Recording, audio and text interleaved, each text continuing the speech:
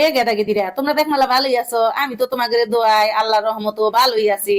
তোমরা নিশ্চয় ভালো আছো, তাই না? তোমরা ভালো থাকলে আমি ভালো থাকি, কারণ আমি যখন শুনি তোমরা ভালো আছো, শুনলে আমার যে কি ভালো লাগে, কেমনে তোমাদের বুঝাই। আর আজকে আমি তোমাদের দেখামো ভর্তা বানানো। আমরা তো মাছ মাংস বেকমালাই খাই, তাই না? ভর্তা কিন্তু খুব কম মানুষই খায়। আর আগে হইলো গা, আমরা ছোটবেলা যখন ছিলাম, মানুষের যারা ভর্তা খাইতো তাদের গরিব মানুষ কইতো, আর এখন বড় লোকরা ভর্তা খায়, বুঝছো? তো আসসালামু আলাইকুম, আজকে আমার ভিডিওটা শুরু করি। তোমরা দেখো, দেখে এরকম কইও আমার ভিডিওটা কি হয়েছে। এই দেখো, আমি না দুই রকমের ভর্তা বানাইতেছি। এখানে আমি মরিচ, তারপরে রসুন আর লবণ একসাথে না ব্লান্ডারে ব্লান্ডারে ব্লেন্ড করে নিছি, অর্থাৎ গুঁড়া করে নিছি।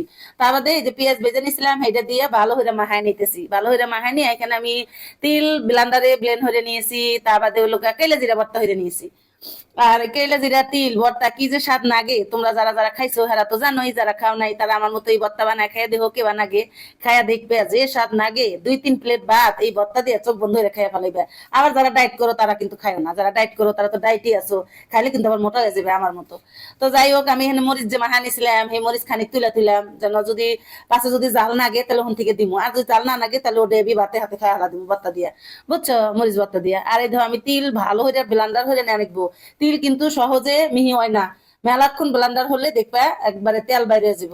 আর তিল ভর্তা করবে নিয়ে নলি কিন্তু আগে যখন আমরা পাটাই বাড়ছি তখন মানুষে কইছে তিল ভর্তা করবে নলি শরীরের তেল বাইর হয়, তো এই তেল বাইর হলে তিল ভর্তা করতাম। এখন ডিজিটাল যুগ, ব্লেন্ডার আছে, কত কিছু আছে, ব্লেন্ডারে কত সহজে ভর্তা বানিয়ে নিলাম। আর দেখো, আমার কাছে মনে হলো আল্লাহ জাল কম হয়েছে, নুন জাল চট্টা তারই নাম ভর্তা, এটা আমার দাদি বলতো। তো এই আমি একটু ষোলোকো বললাম, তো আমি এটা ভালো হয়ে মাহায়া নিলাম, আর আমার ভর্তা কিন্তু বানানো হয়ে গেছে। দেখছো কত সহজে তিল ভর্তা করা যায়। আর তিল ভর্তা আমাদের সিরাজগঞ্জের ঐতিহ্যবাহী খাবার, তোমরা তো জানোই। সিরাজগঞ্জ বলতেই মানুষে বোঝে ও তিলের দেশের মানুষ। তো আমরা এই ভর্তা মেলা পছন্দ করে খাই, বুঝছো? আর এই যে কেলে জিরা ভর্তা, এখন সিজন চেঞ্জ হইতেছে, বেহারি কিন্তু জ্বর ঠান্ডা। আর তো আমার ছেলেরও জ্বর আছে, ঠান্ডা লাগছে, সেই জন্য অনেকে তিল ভর্তা আর কালো জিরা ভর্তা হইতেছি। তিল ভর্তা আমরা বেকমালাই পছন্দ করি, আর কালো জিরা ভর্তা তো ঠান্ডা লাগলে আমরা খাই, তোমরা জানো। কালো জিরা কিন্তু আমাদের সকল রোগের উপকারী জিনিস হলো কালো জিরা। আর এই কালো জিরা ভর্তা আমরা মেলা পছন্দ করে খাই। আর এই দেখো, আমি কিন্তু সরিষার তেল দিছিলাম আগে, আবারও দিলাম। কেন দিলাম জানো? ঠান্ডা লাগলে সরিষার তেল খাওয়া নাকি, এটা আমার নানি দাদিরা কইছে।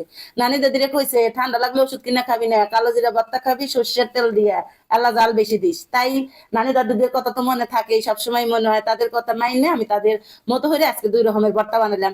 আর এই যে আমার প্লেটটা দেখতেছো, এই প্লেটটা কিন্তু ভর্তা বানাবার নাকি এই প্লেটটা রাখছি। তোমার দুলাভাই দেখলে আবার কইবো তুমি পুরান প্লেটে ভর্তা বানাইতেছো কে, মানুষকে দেখাইতেছো আমাদের পুরান প্লেট আছে। ও কিন্তু প্রায় এই কথাটা কয়ে থাকে। তা আমি এই ভর্তা বানানোর লেগে এই প্লেট গুলা রাখছি। এই প্লেট গুলোর মধ্যে ভর্তা বানাতে নলি দেখতে অনেক ভালো দেখা যায়, আর মা হাইতে নিচে পড়ে না। আরে দেখো, কথা কথি কথি দুই রকমের ভর্তা হয়ে গেল। আমার ভিডিওটা তোমার কাছে কেমন লাগলো? যদি ভালো লাগে অবশ্যই কমেন্ট করে কইবে। আর ভিডিও না দেখে কিন্তু কমেন্ট হলো না, ভিডিও আগে দেখতে তারপরে কমেন্ট হইবে। তো আজকের মতো বিদায় নেই, তোমরা বেকমালা ভালো থাকো, আল্লাহ হাফেজ।